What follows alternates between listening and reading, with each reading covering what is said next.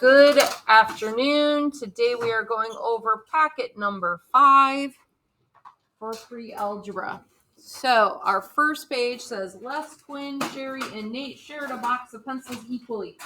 Quinn then shared all of the pencils he got equally with 5 other friends. If Quinn and each of his friends got 3 pencils, how many pencils were in the box? Now, at my old school, I was trained in doing bar models with our word problems instead of trying to figure out the math that we were doing. So my brain is just automatically going to that bar model. So I'm going to show you how to solve it with a bar model. We have our box of pencils. It's shared between 1, 2, 3, 4 people. So we're going to break that box into 4 sections. Quinn. So we've got Quinn, and we've got Les, we've got Sherry, and we've got Nate. Quinn takes his and shares his pencils equally with 5 other friends.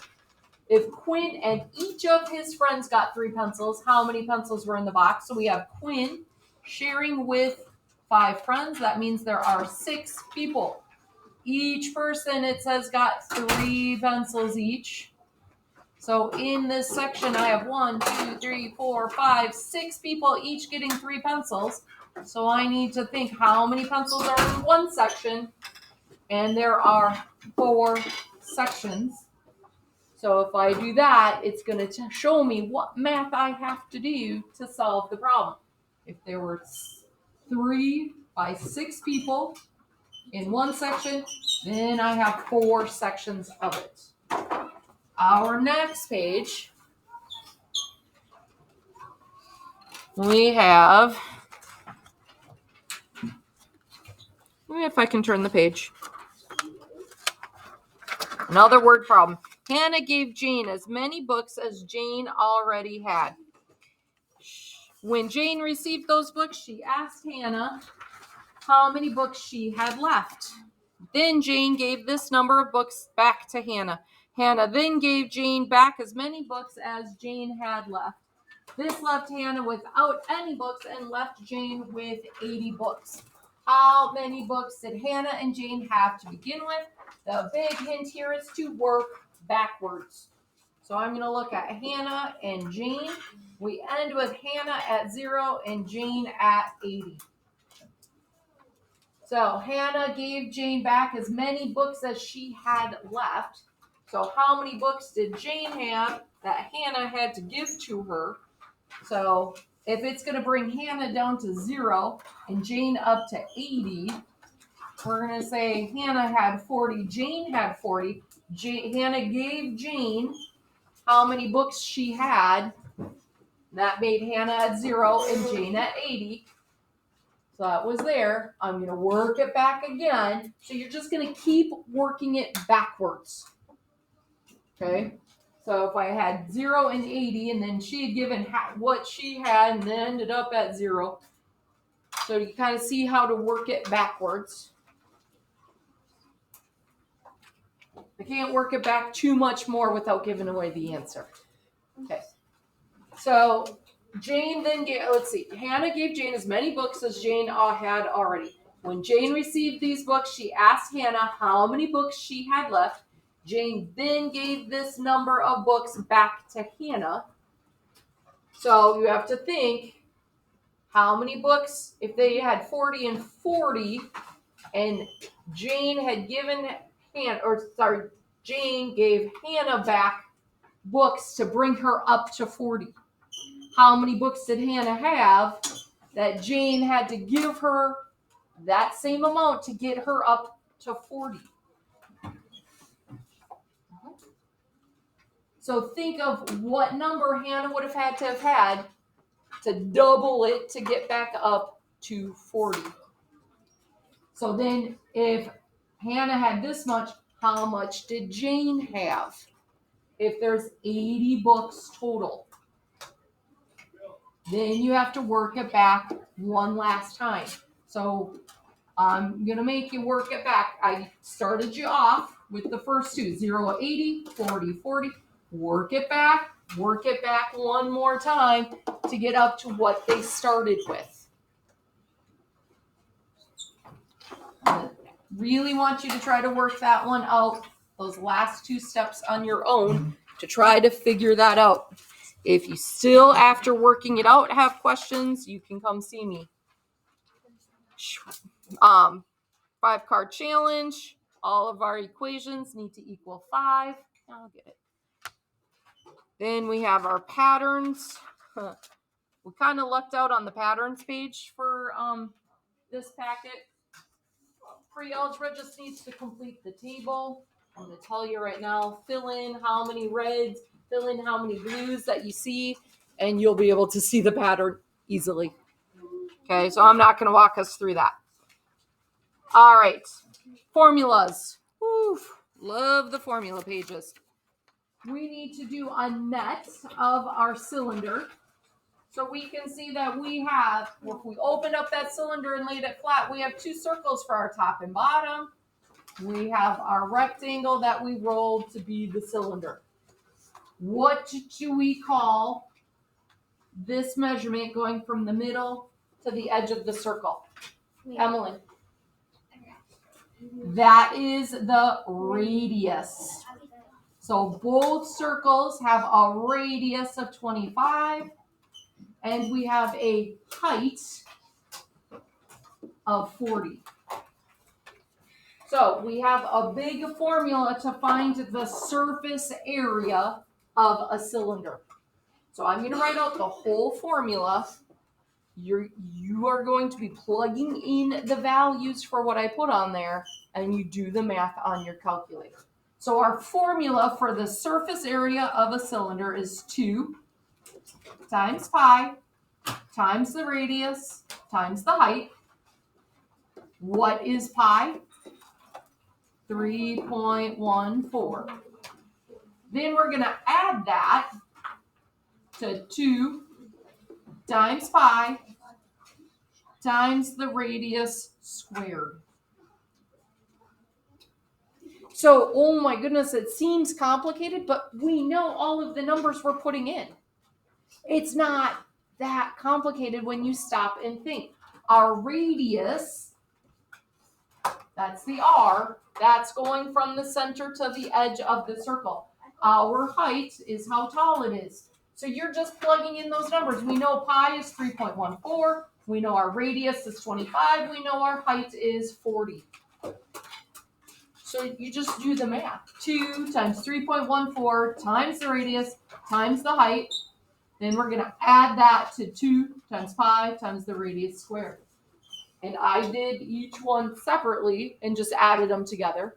You could punch it all in on your calculator. It got to be, I made a mistake because it was a lot of numbers I was punching in on the calculator. So I went back and I broke it up. And I did this part, and then I did this part, and then I added my 2 answers together.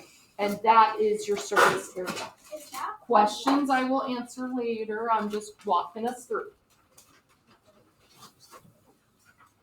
All right, next page, it's another formula page, and I want us to get the formula. We need to find the volume of that cylinder. The formula for the volume of a cylinder is, you are going to want to write this down. If you are not doing it in class, you are watching the video later. Volume of a cylinder is pi times r squared times the height. Again, we know r is that radius going from the middle to the outside. Our height is how tall it is. And pi equals 3.14.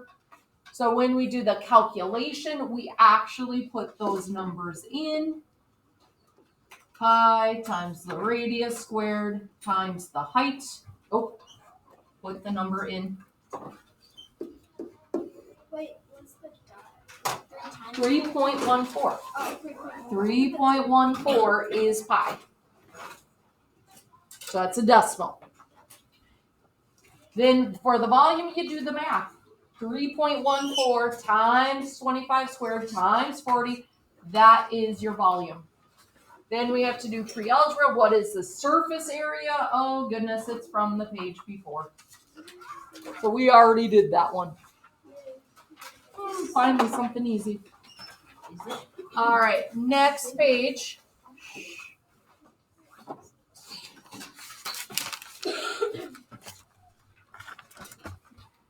Next page, we have to know that the perimeter of a circle is called its circumference. So the circumference of a circle is 2 times pi times the radius. So we need to figure out the full length, the diameter. So if this is 1 and this is 2 and all together it's 7, what would be my diameter? From here to here. Nope, 7 is all the way from here to here. I have to take off my 2, I have to take off my 1, and I'm left with 4. I want the radius. Remember, the radius is from the middle to the side. So if my diameter is 4, what's my radius, Audrey? 2. So I know I times 2 times that pi, which is 3.14, times my radius. Then I have to remind myself, is this a full circle? Oh, I have to divide it by 2 because it's a semicircle. So you could divide it by 2 right away, divide out that 2, and you're just going to do pi times the radius because it's a semicircle. So you have your circumference, add that to the perimeter of the rectangle that's shown, the outside of the rectangle, and that's your perimeter. For the tardy announcement, I have a lot of items that need to be picked up in the office, so please listen carefully for your name. Beckett Crawford, Beckett Seibert, Write that down. Aiden Spouse, Area of the circle. Catherine Zimmerman, Logan Cox, Mallory Henricks, Jonas Hung, Ella Claypocky, and that is all. Thank you. Okay, so for the area of our circle, it's pi times the radius squared. But remember, is it a full circle? No, it's a semicircle. So we have to take that area and divide by 2 because it's a semicircle. Then we have to find the area of our rectangle. The area of a rectangle is the length times the width. And you're going to add together those 2 areas. The area of the semicircle, not the full circle, and the area of the rectangle. Why do you write your L's? So I write my L's as a cursive L because if I did a printed L, it looks like what number? It looks like a 1. So you'll see that when people do L for math, they turn it into a cursive L, so we know that it's an L and not a 1. What about the perimeter? What about the perimeter? I talked about the perimeter. Oh, that was The circumference is the perimeter of a circle. And then you know how to find the perimeter of the rectangle that's shown. And then you add those? And then you add them together, yes. You add the circumference of the circle to the outside perimeter of the rectangle. Do not put the inside of that rectangle. Tatum? Do you have that 1 centimeter and 2 centimeters on the side? For the rectangle. So that 1 and the 2 are part of the rectangle. So that would count for the perimeter of the rectangle. All right, our next page.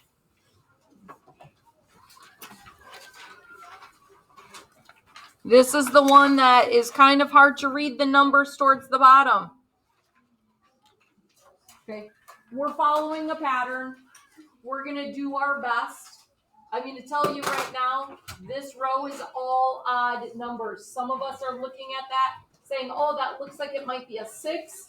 These are all odd numbers on this row right here. All odds. Okay. Yeah. Well, then what's that 1 number? That 1 number. Yeah, I have no idea what that 1 number is. Yeah, that's fine. So you look at the 2 numbers on top, you add them together. 364 plus 1001. You can figure it out. If my old, tired, really old, ancient eyes can figure it out, do your best. And if you still question something, come ask me later.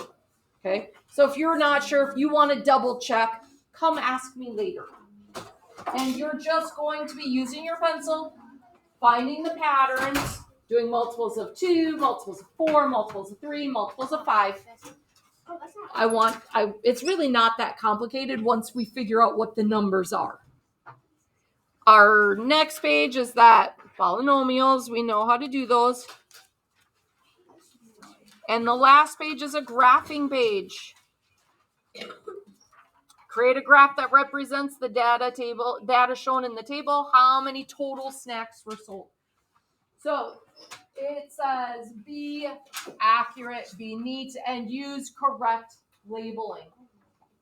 So on mine, I decided to do it as a bar graph, but it doesn't tell us exactly what graph you have to do. So if you do a different type of graph, as long as it's accurate and labeled, you'll get full credit for it.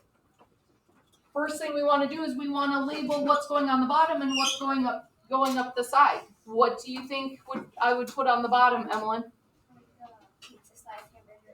What would we call those?